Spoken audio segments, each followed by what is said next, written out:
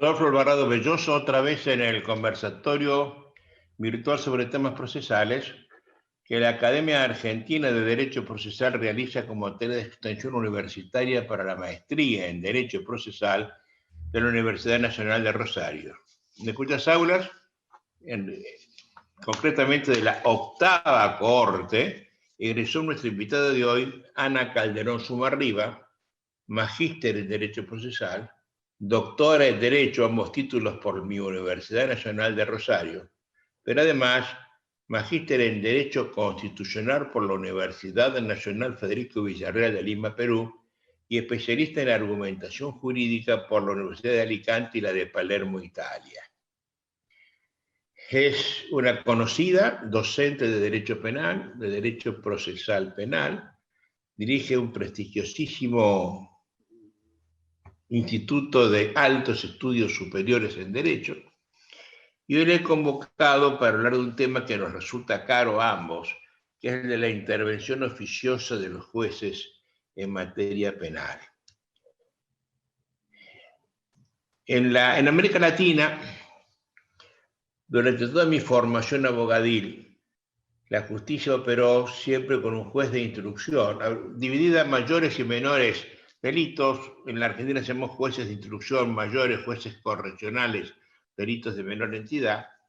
Y la justicia de mayor entidad se dividió en la instrucción y el juzgamiento, siguiendo el modelo francés de un juez instruye y otro sentencia. En los delitos de menor entidad, los delitos correccionales, el juez fue siempre el mismo, instrucción y sentencia al mismo tiempo, cosa que ocurrió con todos los jueces de faltas hasta el día de hoy, donde hay faltas penalmente hablando. Y en América Latina, tanto el juez de instrucción como el juez de sentencia, siempre en un sistema inquisitorio puro, como fue el que se manejó en los últimos 200 años, desde México hasta la Tierra del Fuego, el juez era un instructor oficioso. Es decir, llevaba la acción penal, podía fallar más allá de lo que el fiscal pedía, podía probar de oficio, podía no aceptar, no estar de acuerdo con un sobreseimiento penal, etc. Era un todopoderoso, un factotum judicial que prácticamente hacía lo que quería.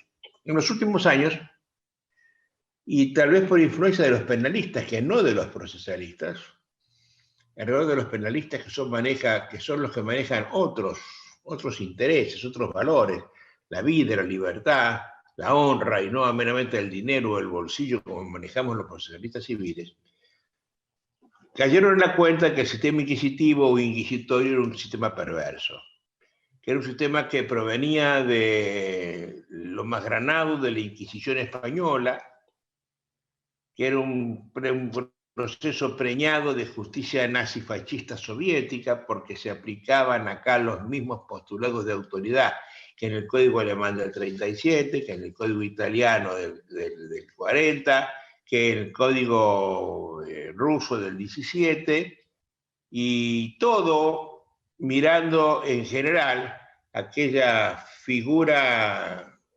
todavía recordada de Franz Klein, que fue el guardasellos de Francisco José del Imperio Austrohúngaro. Y por supuesto en materia penal, siguiendo los postulados de la ordenanza penal francesa, que era que todo esto estaba enseñando, prohijando y sus autores pontificando. Pero en América Latina, estos penalistas dieron cuenta de que eso no podía funcionar en orden a la Constitución, que tenía una raíz libertaria. Si todo el derecho penal es alemán y por tanto está en Europa Central, y el derecho procesal es un derecho español, por tanto de la Europa continental, eso nada tenía que ver con el derecho constitucional que venía de la Europa insular, de las islas de Gran Bretaña, del pueblo sajón, en definitiva, que fue el que lo practicó y que lo sacó casi a punta de espada de un rey normando, cual era Juan sin tierra. Y cuando eso instauramos, ya de esto hace 30, 40 años en distintos lugares de América Latina, en la provincia de Buenos Aires, Argentina, desde el año 94, tenemos que los jueces que se nombraron para aplicar el sistema acusatorio, que se llenan de la boca hablando de la adversariedad, eran antiguos jueces de instrucción, o antiguos jueces penales de juicio, o fiscales. Y entonces nadie los preparó para hacer el cambio de 180 grados. El juez de lo penal inquisidor pasó a ser sin más, con solo decirle arranque mañana, un juez acusatorio. Y nadie los preparó ni jurídica, ni política, ni filosófica, ni ideológica, ni prácticamente. Y entonces, de verdad, el sistema acusatorio en América Latina rige a medias, porque los jueces que lo aplican no hacen a la esencia misma del sistema, no lo entienden y siguen actuando dentro del sistema acusatorio cual si fueran jueces del viejo sistema inquisitorial.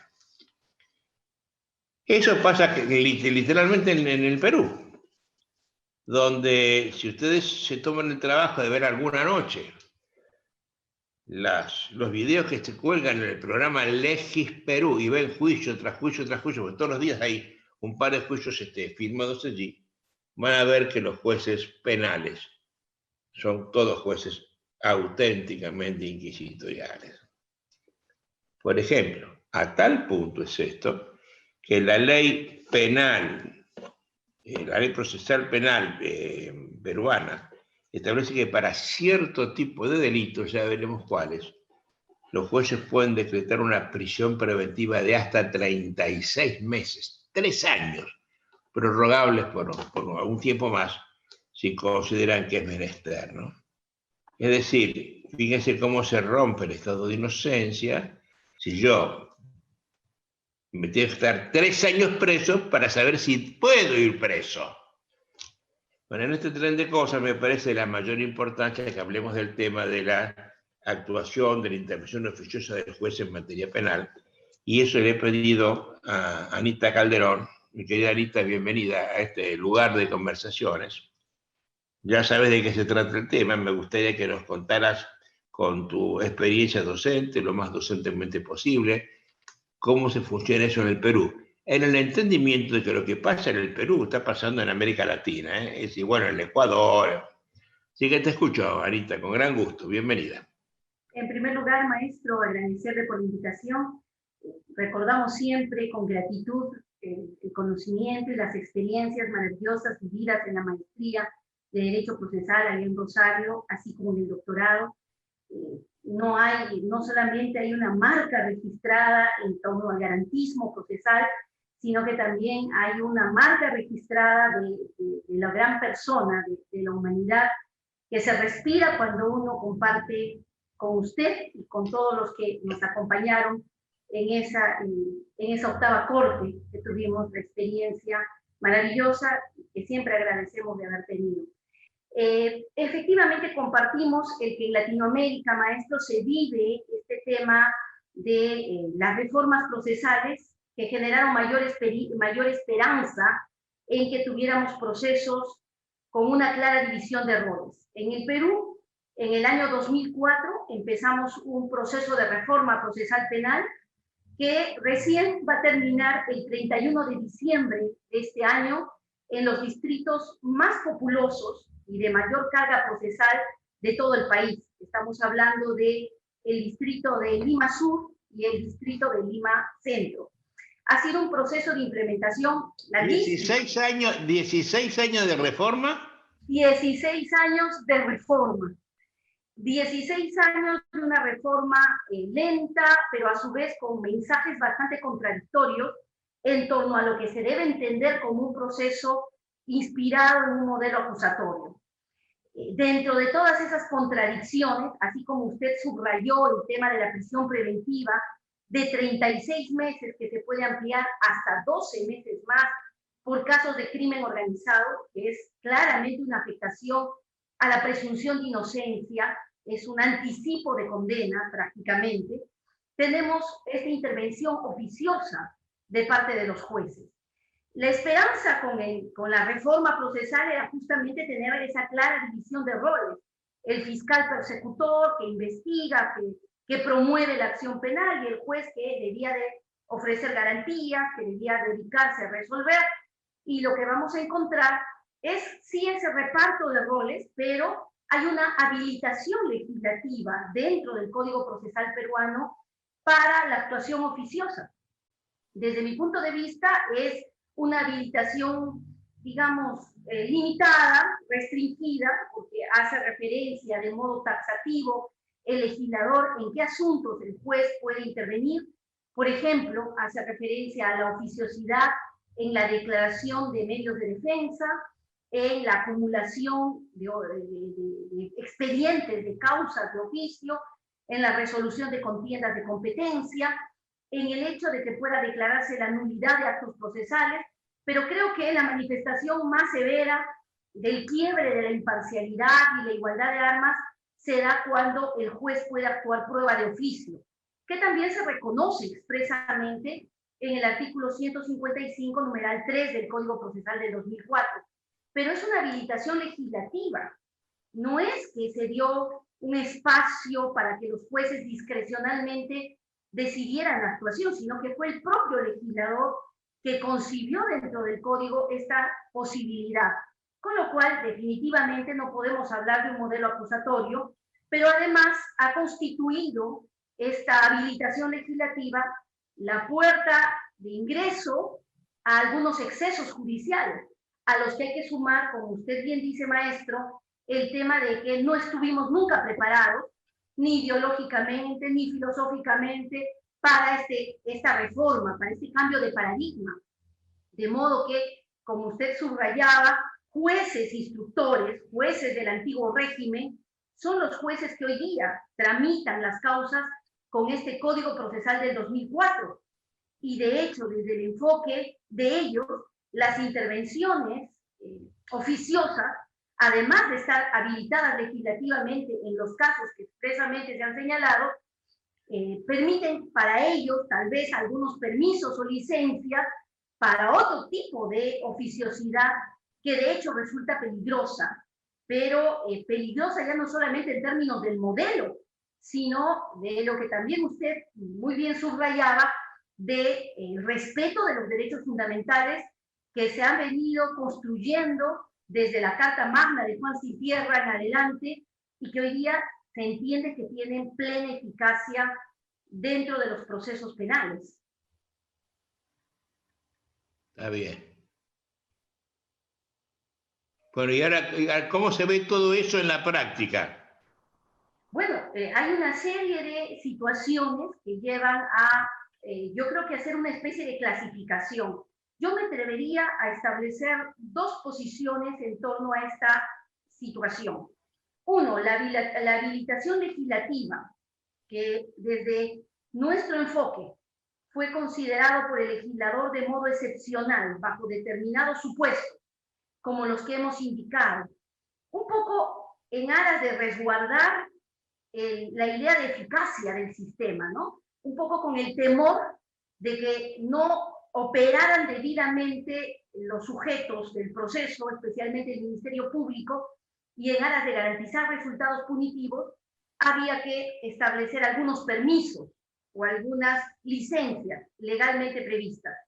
Y el otro ámbito, creo, maestro, es el que se da en torno a una habilitación amplia, una habilitación general, que surge un poco del modo de pensar de los jueces, acostumbrados a tener un control del proceso, acostumbrados a ejercer un poder sobre el proceso.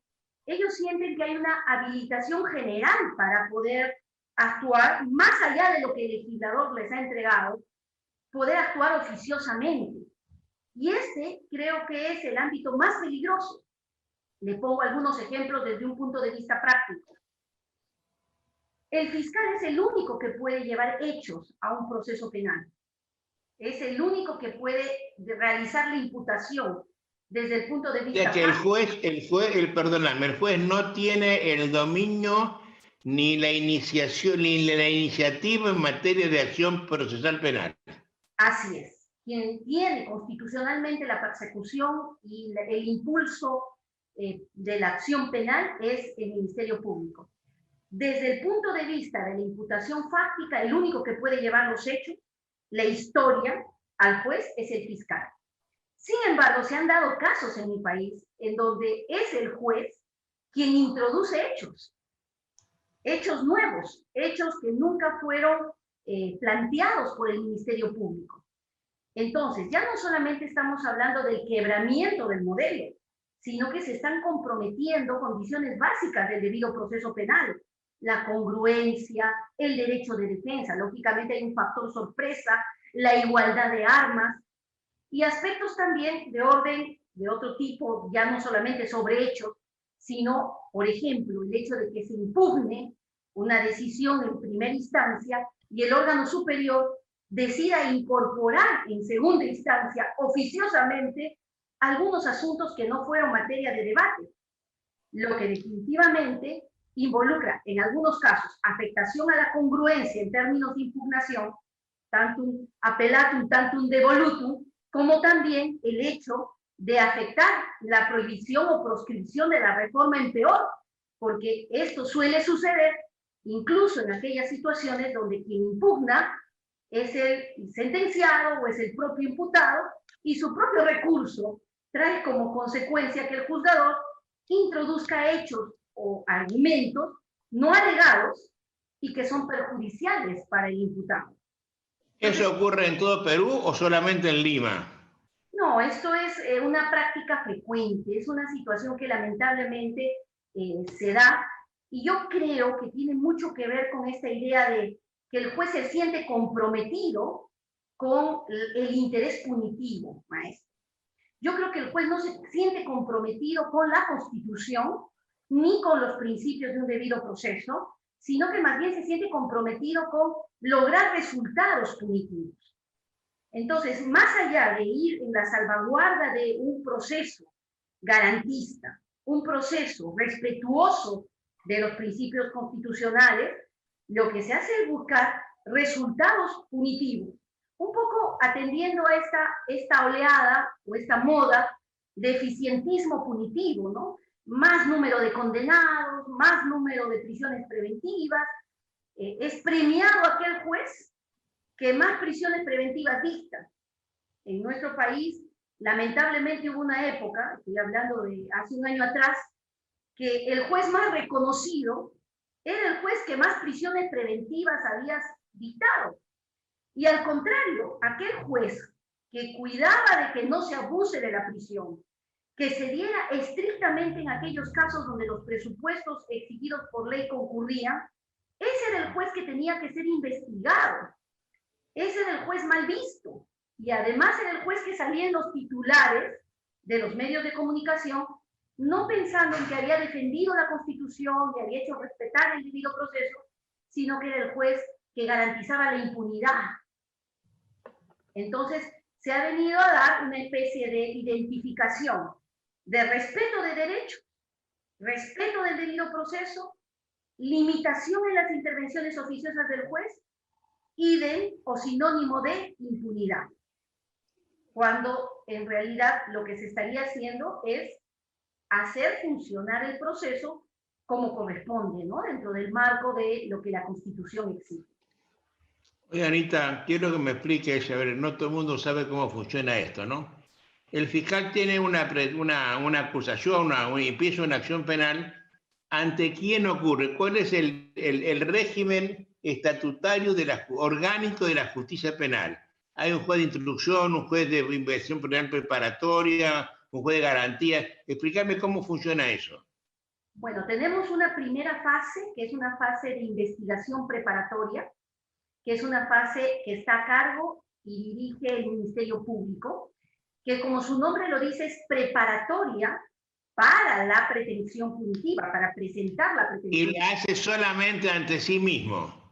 Así es, hace diligencias de investigación y solamente le comunica a un juez, que se conoce como juez de investigación preparatoria, que es lo que vendría a ser en otros países un juez de tutela o un juez de garantía, le comunica que ha iniciado esta investigación para efectos de que solo intervenga en determinados asuntos donde hay una judicialidad, donde tiene que darse una intervención judicial, porque tal vez estamos definiendo derechos fundamentales, disponiendo algunas medidas que van a restringir algunas libertades, y en ese caso interviene el juez.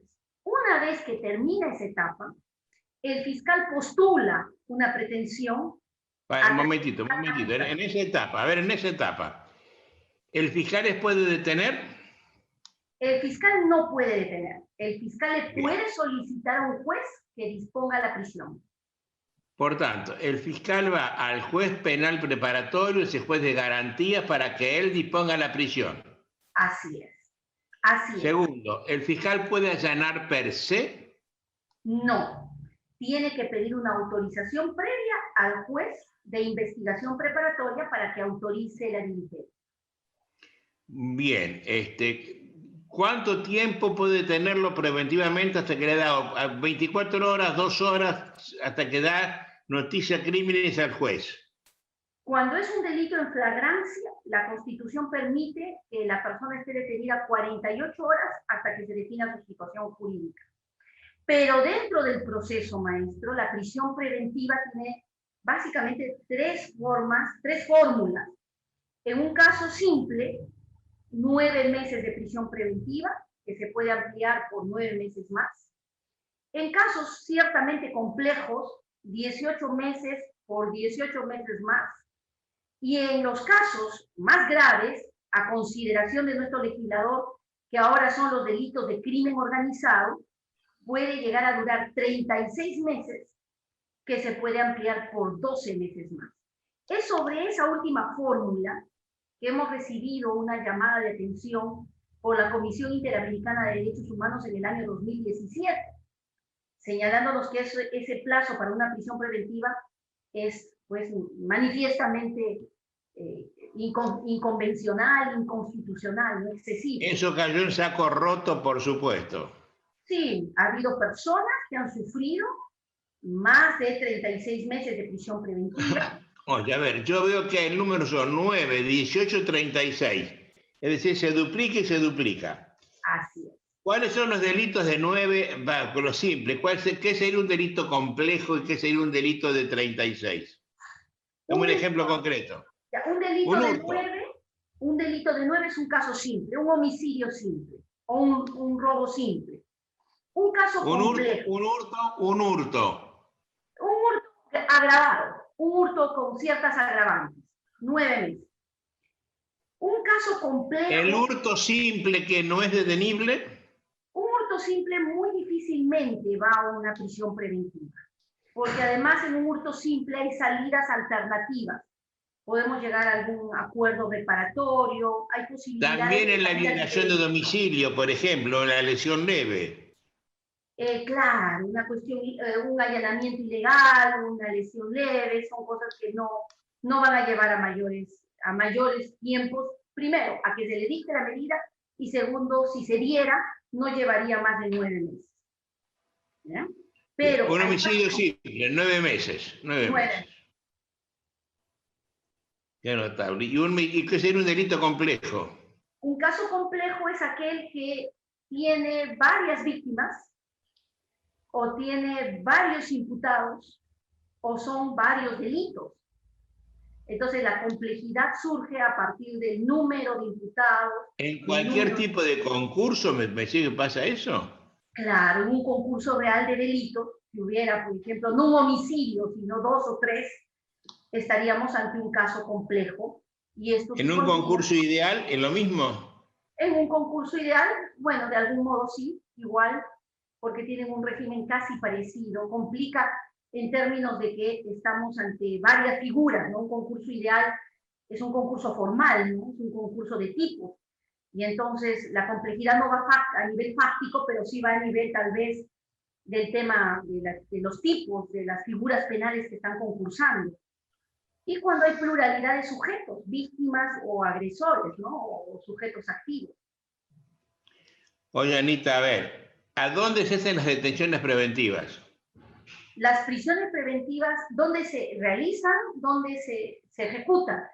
Bueno, lamento decir que estamos, hace unos meses, el Tribunal Constitucional declaró un estado de cosas inconstitucional por el hacinamiento penitenciario en el Perú. Tenemos más de 90.000 internos en todo el territorio nacional y los establecimientos penales se encuentran superando las capacidades en un 100%, 150%, a pesar de la pandemia, y los centros de reclusión son tanto para sentenciados como para procesados, detenidos o procesados con prisión preventiva. Es decir, no hay una separación rigurosa como debiera ser de acuerdo a las reglas mínimas de Naciones Unidas sobre que los sentenciados ocupen determinados establecimientos y los procesados privados de su libertad otro tipo de establecimientos. No es así. Y el hacinamiento hace que esto sea caótico también, ¿no?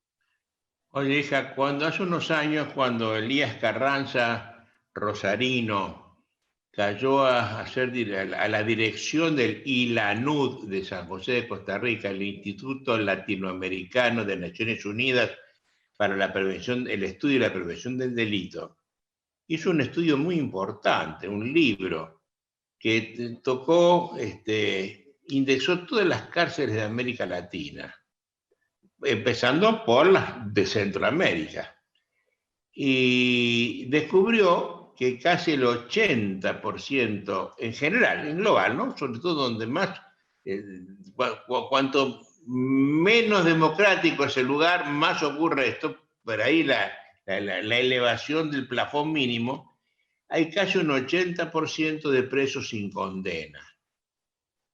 Es decir, vos me estás hablando de más del 50, del 60 en el Perú, hay 90.000 presos, estamos hablando de 50.000 preventivos que están hacinando eso, viviendo en condiciones infrahumanas, en prisiones que son tétricas, perversas.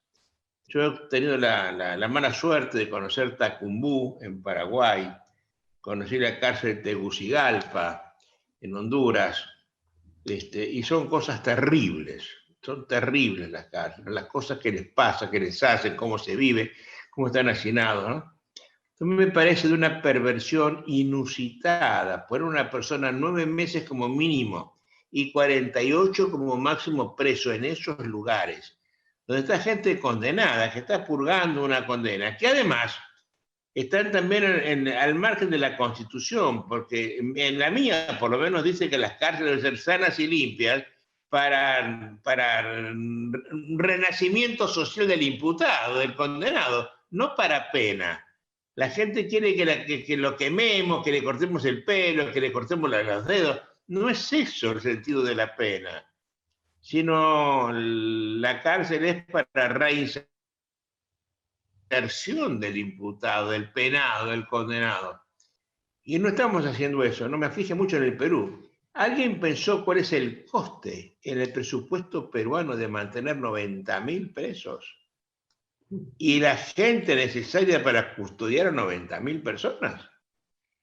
No, se han hecho cálculos, se han establecido el tema de los porcentajes, la sobrepoblación, se ha establecido el estado ruinoso de los establecimientos, la vida indigna, sí, pero no se ha puesto nadie a pensar que tal vez si utilizáramos alternativas a la prisión, que están reguladas, sino que los jueces no quieren aplicar, posiblemente tendríamos una situación de ahorro desde el punto de vista del gasto público y posiblemente tendríamos también unas condiciones mucho más saludables en torno a internos que no tienen por qué estar, que no son peligrosos, maestro. Yo creo que hay cierto tipo de delitos que no implican peligrosidad y que tranquilamente pueden significar tener una alternativa diferente de castigo. Sin embargo, como usted bien dice, hay una especie de idea equivocada de que el derecho penal es un instrumento de venganza. Hay personas en mi país que están cumpliendo 20, 25 años ya de prisión. Estoy hablando hasta de un exmandatario que creo que el sentimiento o la sensación es hay que verlo morir en prisión, como si ese fuera el sentido de la pena. Entonces hay, digamos, una distorsión del concepto de qué debe ser la sanción y hacia dónde debe estar orientada. Y lógicamente esta es una carga desde el punto de vista económico que no favorece a nadie, porque no hay ninguna ganancia en ese sentido. Claro.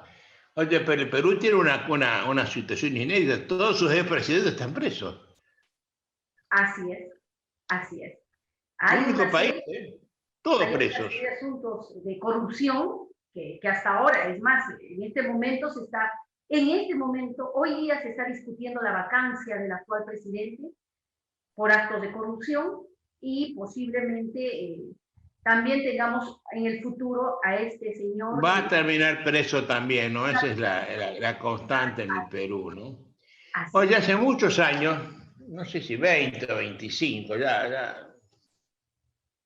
ya mi edad me hace olvidar las cosas.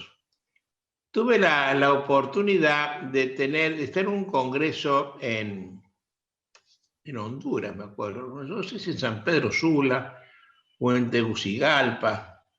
Estaba viendo un encuentro importante de procesalistas y de jueces penales. Yo fui a hablar del proceso como método de garantía allí. Pero se hablaba de las alternativas de la prisión preventiva. En ese momento no había alternativas. Ahí se empezaba a hablar del tema. Y ahí lo conocí un señor importante que era decano de la Universidad La Salle de México, el doctor Luis Rodríguez Manzanera, que fue el primer autor de un tratado de victimología, cambió la óptica del derecho penal, ¿no? Pasó del hombroso, el individuo, a Jiménez de Azúa, el tipo penal, y ahora al hombroso, el chico Rodríguez Manzanera, la víctima. Y allí se esbozaron como 12 o 13 situaciones de alternativa. Con los años, sé que hay muchas más, y que donde se han legislado, están normadas. La última es la prisión preventiva. Tenés un montón de cosas antes, y la última ratio es la prisión preventiva. Precisamente porque eso es costoso, porque eso hay que cuidarlo, hay que mimarlo, hay que alimentarlo, hay que sanarlo, hay que darle casa, comida, y además seguridad. Y sin embargo, eso no es lo que funciona en otros países. Acá no funciona, acá la prensa amarilla se ha adueñado de la justicia y es muy difícil que vos hagas por peteneras con situaciones alternativas. Pero eso yo lo veo en el Perú y me duele mucho porque el Perú ha sido siempre un país de una elevadísima juridicidad. Perú ha tenido importantes en todas las ramas del derecho. ¿Qué ha pasado en el Perú? ¿Qué pasó? Bueno, me parece que se ha trastocado todo. Hay muchos intereses, La justicia se ha politizado, se ha convertido en instrumento para la persecución, porque hay que decirlo así. Hay casos que se investigan y se promueven y otros tantos que no se tocan. Y creo que también se ha perdido el sentido o la conciencia de los límites de la Constitución. Hay una crisis en la clase política y también hay que decirlo en el ámbito judicial.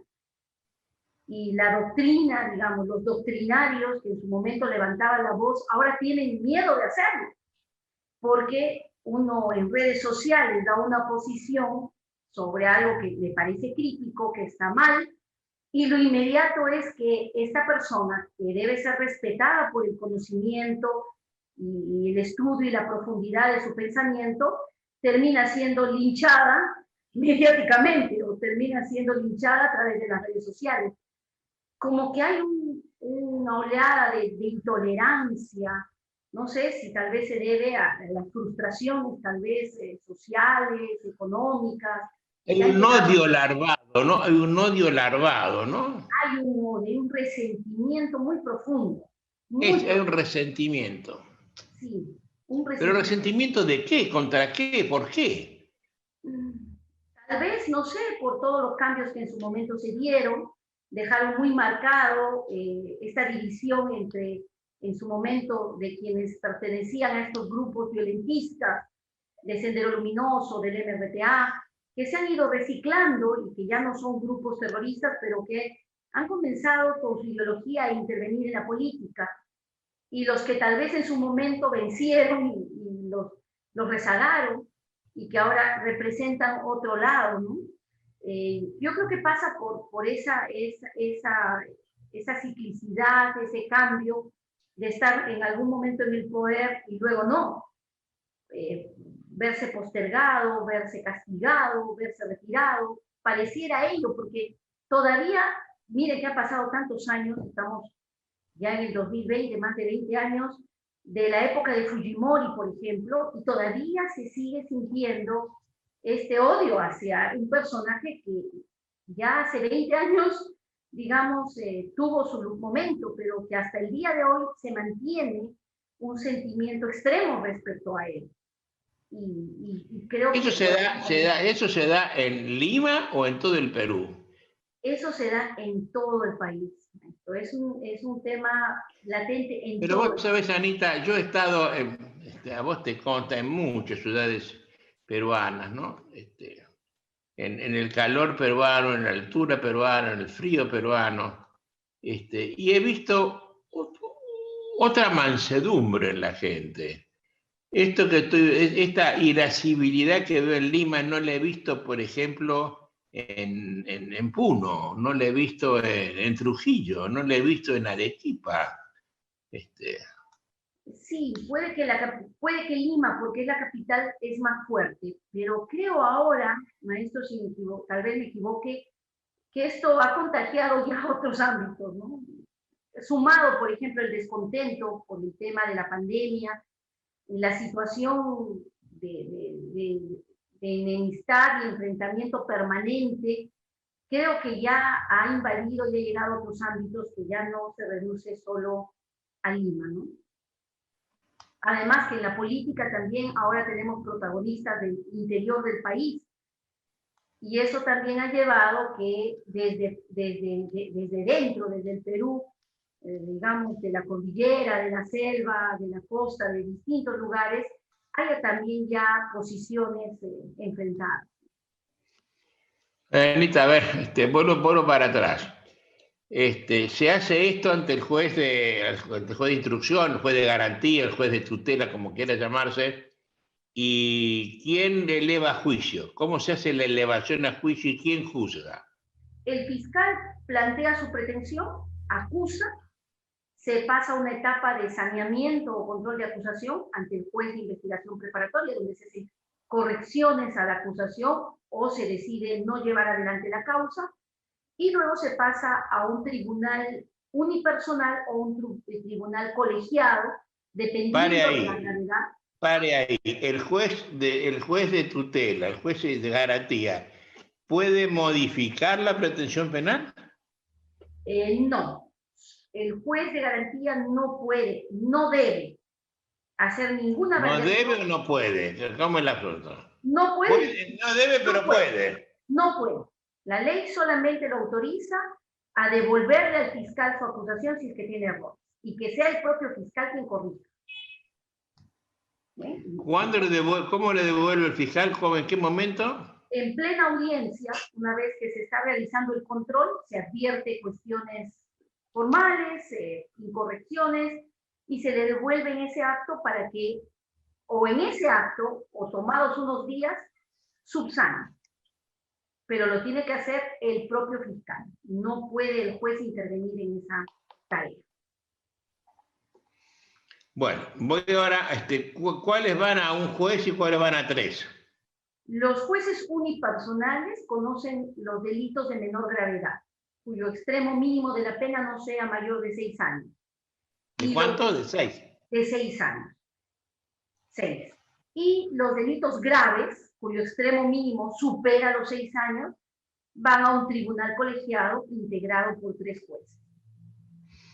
¿Qué impugnación tiene la sentencia que dicta el juez unipersonal?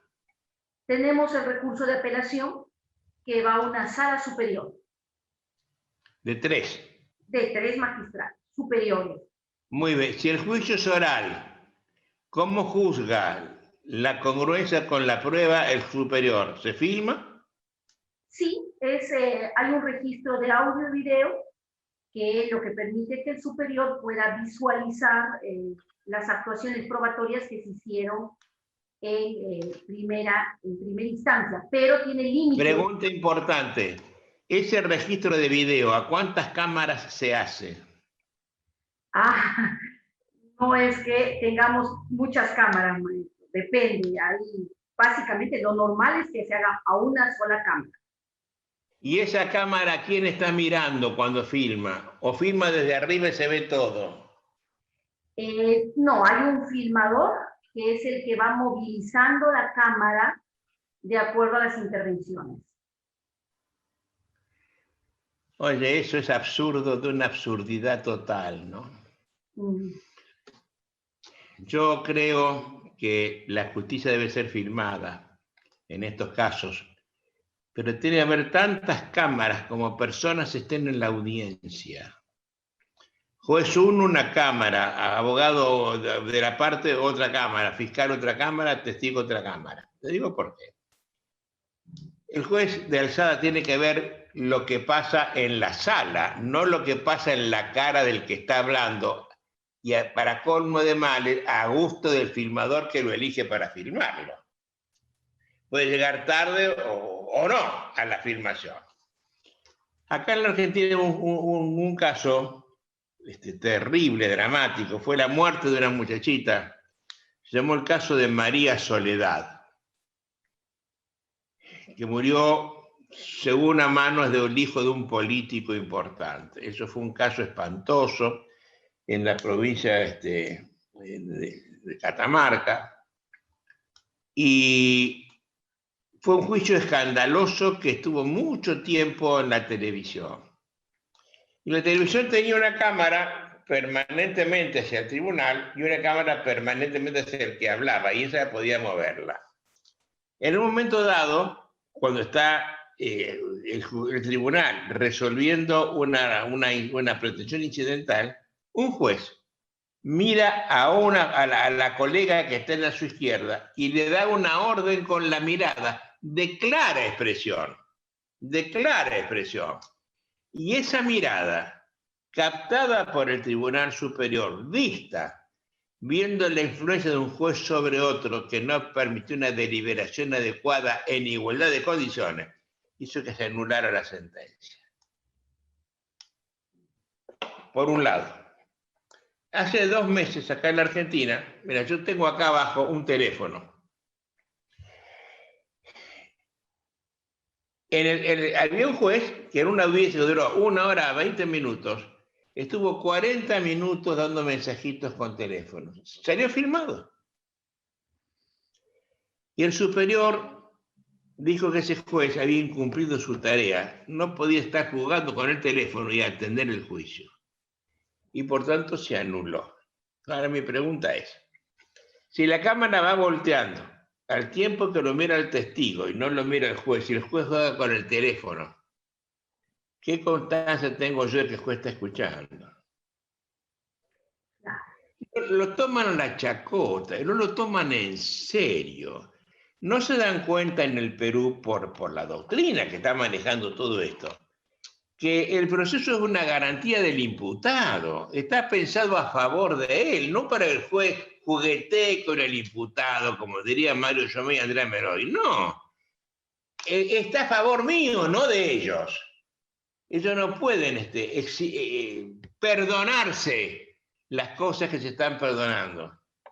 Y eso es terrible, ¿no? Por tanto, habría que pensar seriamente en la inconstitucionalidad del sistema, que hace que no todos estén mirando, que no todo quede reflejado al mismo tiempo, porque si no, el juez de la alzada realmente no puede fallar. Esto es decidor, bueno, no sé yo estoy jugando al teléfono o no. Así es. Bueno, sigamos. ¿Qué recursos tengo cuando el juez es pluripersonal? ¿Apelación también? Después del juicio, sea unipersonal o colegiado, sentencia en ambos casos, el recurso que permite ir al superior es el recurso de apelación. Y sobre lo que... ¿Y por qué habría apelación simple en un tribunal colegiado que se supone que hay deliberación y por tanto en todas partes solamente casación? Porque es el juez de primera instancia. Cuando va al tribunal superior en apelación, lo que viene recién es el recurso de casación, que es el de última instancia, digamos. No, pero yo pregunto, si el juez de primera instancia es pluripersonal, son 3 personas, ¿su sentencia es impugnable ante la Corte Superior con una apelación o con una casación? Con una apelación. Bueno, eso también es absurdo, ¿no? ¿Para qué quieren 3 jueces entonces? Claro, no tiene mucho sentido, porque... Mira, los 3 jueces aparecen en la Argentina con el sistema del EBN, diciendo, si yo tengo, normalmente yo tengo un juez unipersonal y 3 arriba en la Cámara, yo elimino esto y bajo estos 3, acá tengo deliberación, que es lo que hace serio el juzgamiento. Por tanto, lo que digan de respecto de los hechos, este tribunal no dice más nada, vamos a casación. En la Argentina, cuando el tribunal es unipersonal, tengo apelación, hechos y derechos. Cuando el tribunal es pluripersonal, solamente casación. Lo que está mal, porque nosotros somos tributarios, signatarios del Pacto de San José de Costa Rica, que exige tener allí un tribunal que tenga competencia en materia de hecho y de derecho. Así es. El recurso de apelación sería el único que garantiza la evaluación de ese derecho. ¿Para qué 3? ¿No? Son las cosas incomprensibles, ¿no? Esto pasa cuando las reformas se hacen a la virulí, ¿no? Claro, se van copiando normas de diversos códigos, que es lo que ha sucedido con el código peruano, y se crean pequeños monstruitos o Frankenstein, ¿no? Con varias piezas, que luego uno no entiende por qué se encuentran.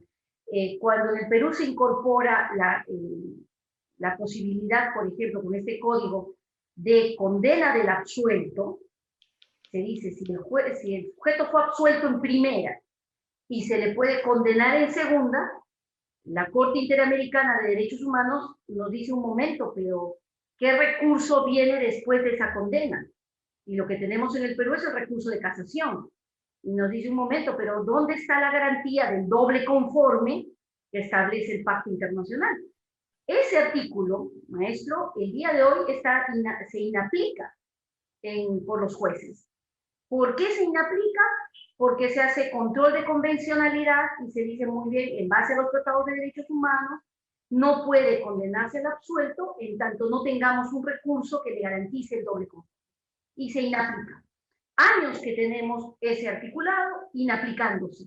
Pero cuando uno comienza a investigar cómo es que surgió, alguien lo propuso en la reforma, lo colocaron ahí y nadie reflexionó sobre si esto era conforme o no con los principios o las garantías que establece la Constitución, ¿no? Pregunta importante, si tengo un imputado sin prisión preventiva y lo condenan a prisión en primera instancia y él apela, ¿va preso o se espera la conformación de la sentencia en segunda? Hay dos posibilidades. Que si no tiene prisión preventiva, es poco probable que le puedan imponer una pena efectiva. Esa es la regla. Si él estuvo libre en el proceso, es bien difícil que pueda estar con una condena efectiva, normalmente suspendida. Perdón, eso hasta tanto en la última instancia se confirme. Así es. Esa es la regla. Pero hay la prisión preventiva.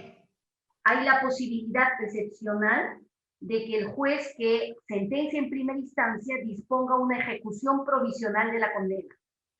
Ello cuando advierta algún tipo de peligro, alguna forma de obstrucción, pero esa posibilidad es muy rara. Normalmente está en libertad, hasta que se defina en última instancia su condena. Corte inclusive. Sí, hasta llegar a la Corte Suprema, en casación. Que sería Oye, que está en prisión preventiva sigue estando en prisión preventiva.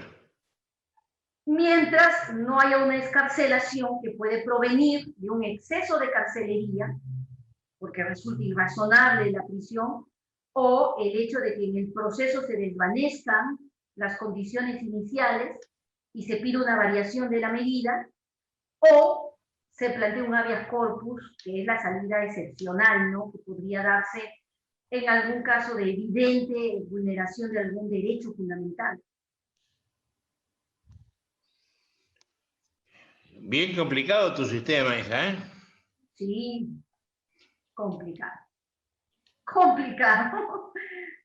Además de difícil a veces a partir de la jurisprudencia, ¿no? Porque una cosa son las reglas que aparecen en el código, que nos marcan pautas sobre lo que puede pasar o cómo se va a llevar adelante el proceso, pero justamente en este tema de la intervención oficiosa de los jueces, también a veces los jueces generan pautas distintas. Por ejemplo, hace un par de años apareció en nuestra jurisprudencia la casación de oficio. ¿Qué es eso? Por Dios, ¿qué es eso? A la Corte Suprema se le ocurrió señalar de que en un caso en el que no se reunían las condiciones para una casación, era un caso que no tenía las condiciones para ser procedente vía recurso de casación, dijo, bueno, no va, pero yo creo, dijo la Suprema, que hay necesidad de generar, en este caso, doctrina jurisprudencial. Y entonces, pese a que no cumple las condiciones, pese a que la causal invocada no es la que yo quiero conocer, pero yo veo que sí hay necesidad por otro tema. Entonces, yo le doy trámite al recurso de oficio, por el iura nobis curia y por la necesidad de generar doctrina y uniformizar los criterios de los jueces. Justamente ese caso... Pero eso es otro disparate constitucional. Así es, así es. Hace poco, maestro, estuve en una audiencia en donde el fiscal lo que hace es pedir, requerir la ampliación de unos cargos en un requerimiento, y se le olvida a la fiscal, que es una fiscal suprema, se le olvida señalar en mérito a qué está haciendo esa variación o esos cambios. En la defensa, en la audiencia, nosotros le hacemos notar que estamos ante una situación grave, que ella no puede introducir tan fácilmente hechos, que tiene que indicar a mérito de qué, pero pues nos escucha, mueve la cabeza. A mí me daba la impresión de que había entendido claramente el problema que se estaba planteando. Resuelve y señala lo siguiente, dice, el fiscal postuló tales hechos y voy a entender, dice el juez, voy a entender que su requerimiento es un requerimiento integrador. O sea, el juez oficiosamente, sin que el fiscal lo haya señalado, le da el carácter integrador a un requerimiento, como diciendo, es que esto fue un olvido y está en este punto añadiendo, integrando este olvido, cuando la fiscalía nunca lo dijo y es más, no lo supo explicar. Y entonces, gracias a esa resolución, se da por integrado un requerimiento anterior por la intervención oficiosa del juez. Entonces sí, hay ese tipo de situaciones que ya están fuera, incluso del marco establecido por la ley, y que, maestro, yo creo que se da a partir de que hay todavía esa mentalidad, ese paradigma que usted señalaba de que somos los jueces, somos los todopoderosos, y entonces podemos cambiar las reglas de juego, además de tener que garantizar resultados punitivos en el caso penal, pero creo que mucho mal también le hace el tema de la ponderación, porque en esa apertura de actuación oficiosa, el juez trata de legitimar sus intervenciones diciendo, pero está de este lado la imparcialidad, pero de este otro lado está la justicia. De este lado está la imparcialidad y de este lado está la verdad. O está la imparcialidad y aquí está la eficacia punitiva. Y entonces ponderan. Hacen este famoso juego de ponderación que relativiza absolutamente todo. Y con eso legitiman, con esa herramienta, es que legitiman sus intervenciones oficiales. Oye, ¿cómo es? A ver, el otro día en una charla que tuve con Juan Antonio García Amado, a quien vos conocés, si lo has escuchado, en tu paso por Alcalá de Henares, demolió la ponderación, ¿no? Quien practica la ponderación tiene que dedicarse a otra cosa después de la conversación mía con él. Pero he visto que en Perú todas esas cosas de argumentación y de... Bueno, vos sos magíster en argumentación, vos también has caído en ese pecado, ¿eh? Creer que el derecho de argumentación y ponderación es no entender de qué estamos hablando. Y sin embargo, eso ha calado hondo en tu Perú. ¿Qué pasó para que la idiotez, a ver, el alejamiento del derecho cuaje de modo tal que desplace al derecho? ¿Qué pasó? Mira, el otro día recordé Mario Vargas Llosa, para mi gusto tu máximo escritor peruano, tiene una novela preciosa que se llama Conversación en la Catedral,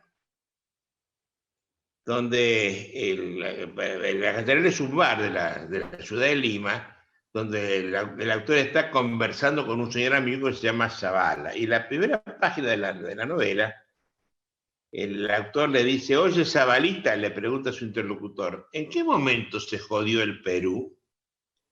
Esa frase que es tan decidora arranca toda una novela, ¿no? Yo lo voy a parodiar voy a parafrasear a Vargas Llosa. ¿En qué momento se jodió la juridicidad peruana, que tiene esta justicia que está a los arrabales de la Constitución, y estos jueces que pregonan argumentación y ponderación en lugar de ley y Constitución? ¿Qué ha pasado en el Perú? ¿Quién vendió los globos de colores que todos compraron? Yo creo que compramos este producto, entre comillas, principalmente por el desarrollo de estas figuras dentro de la justicia constitucional. Por donde llega este asunto es vía los tribunales, vía el Tribunal Constitucional. En el mayor desarrollo que tuvo el Tribunal Constitucional peruano, ingresó este tema justamente para justificar algún tipo de decisiones. Y ese tipo de decisiones sacrificaban algunas reglas que confieren o establecen seguridad jurídica. Entonces, el peligro justamente reside en ello, en que la ponderación relativiza. Y llega un momento en el que ya no se reconoce dónde están los límites, justamente porque hay un frecuente ejercicio ponderativo, pero además, vía la argumentación, uno puede llegar a justificar cualquier cosa. Yo puedo llegar a justificar que es posible que pueda haber tortura en determinados casos. Y entonces, este mal, que también lo considero un mal, que puede parecer contradictorio, maestro, pero justamente me animó el estudio de la argumentación y de la ponderación, el hecho de saber más sobre el tema para poder encontrar una explicación. Y a mí me parece que en el discurso constitucional, en el discurso extremo del constitucionalismo, porque no es el constitucionalismo moderado, es un constitucionalismo extremo, donde todo es pro derechos, donde hay que satisfacer todo lo que se tenga que dar a la persona o al grupo de personas o a determinado tipo de interés, es que se comienzan a sacrificar ciertas reglas de vida que costaron siglos construirlas y mantenerlas en este ejercicio que se logra, que se ejecuta vía la argumentación y vía la ponderación. Y uno de los temas donde más se pondera es justamente en las intervenciones oficiosas del juez. Sí. Claro. Pero ingresó vía... Hay que privar el valor justicia, el valor verdad por sobre el valor constitucional proceso, ¿no? El valor libertad, ¿no? O la eficacia punitiva. Olviden de que el proceso es un límite al poder y el poder es precisamente el juez de derecho, ¿no? Oye, querida, se nos acabó el tiempo. Estoy muy contento con el conversatorio. Aprendí muchas cosas de él. Y con gran pena veo que en Perú pasará mucho tiempo antes que esto se arregle. Porque se ha arraigado demasiado en la justicia peruana que lo que está mal está bien. Y yo sé que lo hacen de buena fe. Yo he charlado con muchos jueces peruanos a quienes quiero, les tengo una profunda estima, y están convencidos de que están haciendo bien. Aún en contra de la ley, hay un juez rosarino, procesalista él, que tiene una frase muy linda que dice: yo hago justicia con la ley en la mano, más allá de la ley, a pesar de la ley, o contra su texto expreso. Cuando estamos en esas condiciones, ya nada vale, porque entra solamente su propio querer, su propio voluntarismo, sus propias peticiones de principio, y a partir de allí ya la ley no tiene importancia y ya el Estado de Derecho desapareció, ¿no? No hay diferencias entre Hitler y él, no hay diferencias. Así es. Y, maestro, el proceso deja de ser una garantía real y comienza a percibirse como una garantía simbólica. Y por otro lado, en una circunstancia así, la justicia comienza a ser usada para resguardar o para perseguir en base a determinados intereses, porque todo se flexibiliza, ya no hay reglas, y ese creo que es el mayor peligro, ¿no? Sí. Ese tuyo, esa frase final, es muy buen final para la charla, ¿eh? Hemos dejado de tener reglas, Anita, y eso es terrible en un mundo que debe manejarse por reglas. Así. Ana Calderón, muchas gracias por esta charla esta tarde. Te la agradezco mucho. Y como siempre, con todo mi afecto, ¿eh? Te despido con todo afecto. Gracias, Anita. Hasta pronto. Hasta pronto, maestro. Un abrazo. Gracias por todo.